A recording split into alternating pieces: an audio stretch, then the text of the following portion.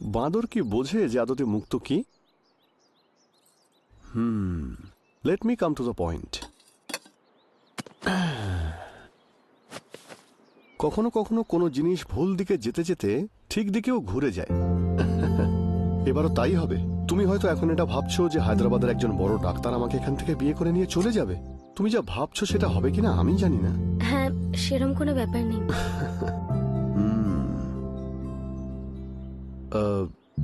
তোমায় একটা কথা জিজ্ঞেস করবো? প্লিজ তুমি রাগ করো না। আসলে আমি দুদিন আগে তোমার একটা ছবি পেয়েছিলাম। তার কয়েক ঘন্টা পরে আমি তোমার এখানে বিজয়ওয়াড়াতে চলে আসি। তুমি যেখানেই যেতে সেখানে আমি রোড সাইড রোমিওর মতো তোমার পিছু নিতাম। তোমার সঙ্গে ডিরেক্টলি কথা বলার চেষ্টা করেছিলাম, কিন্তু তুমি যাতে ভয় না পেয়ে যাও সেজন্য আর বলিনি।